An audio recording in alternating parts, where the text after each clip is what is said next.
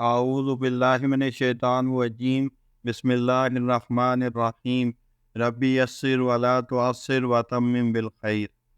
آج میں جس موضوع پر بات کروں گا وہ ہے وقت کی مختصر تاریخ۔ مشہور ماہر طبیعیات پروفیسر اسٹیفن ہاکنز اپنی کتاب وقت کی مختصر تاریخ a brief history of time میں لکھتا ہے کہ یہ کائنات حساب کتاب کے ساتھ طے شدہ جائزوں اور توازنوں پر قائم کی گئی ہے، اور اسے اس قدر نفاست کے ساتھ نوک پلک درست کر کے رکھا گیا ہے کہ ہم اس کا تصور بھی نہیں کر سکتے۔ قرآن پاک نے اس کی طرف توجہ مبذول کرائی ہے۔ سورہ انبیاء آیت نمبر 30 میں ہے، اولم یر الذین کفروا ان السماوات والارض کانتا رتقا ففتقناہما وجعلنا من الماء کل شیء حی افلا یؤمنون۔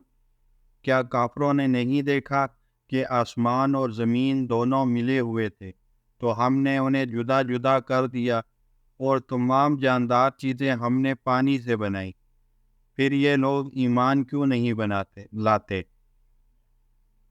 پھر سورہ جاثیہ کی آیت نمبر 3 سے 6 میں ہے،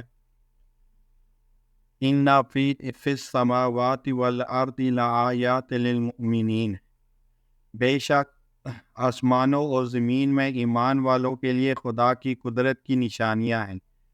وَفِی خَلْقِکُم وَمَا یَبُثُ مِن دَابَّةٍ آیَاتٌ لِقَوْمٍ یُوقِنُونَ۔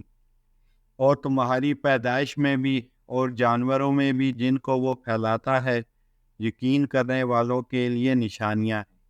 وَاخْتِلَافِ اللَّیْلِ وَالنَّہَارِ وَمَا أَنزَلَ اللَّهُ مِنَ السَّمَاءِ مِن رِزْقٍ فَأَحْیَا بِهِ الْأَرْضَ بَعْدَ مَوْتِہَا وَتَصْرِیفِ الرِّیَاحِ آیَاتٌ لِقَوْمٍ یَعْقِلُونَ۔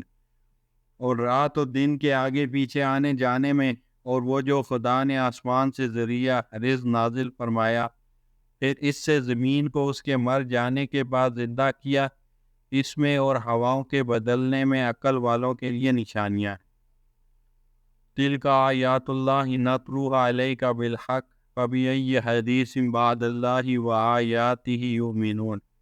یہ خدا کی آیتیں ہیں جو ہم تم کو سچائی کے ساتھ پڑھ کر سناتے ہیں، تو یہ خدا اور اس کی آیتوں کے بعد کس بات پر ایمان لائیں گے؟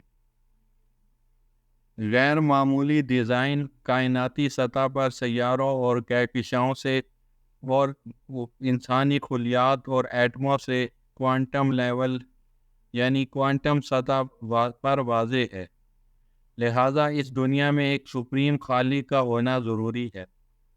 کائنات میں بہت ساری چیزیں موجود ہیں، اس کا مطلب ہے کہ کائنات میں ان ساری چیزوں کے وجود سے پہلے ایسا نہیں تھا کہ پوری کائنات میں کچھ بھی نہیں تھا، بلکہ کوئی نہ کوئی ذات یا قوت لازمی طور پر موجود تھی، اور اسی ہمیشہ سے موجود ذات، ہستی یا طاقت کو ہم خدا کہتے ہیں۔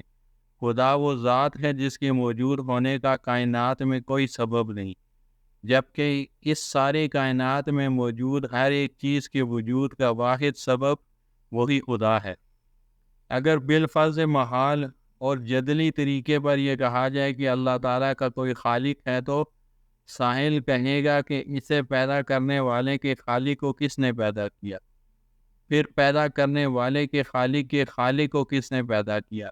تو اس طرح ایک ایسا سلسلہ چل نکلے گا جس کی کوئی انتہا نہیں۔ اسٹیفن ہاکنگ لکھتے ہیں، "It is reasonable to ask who or what created the universe.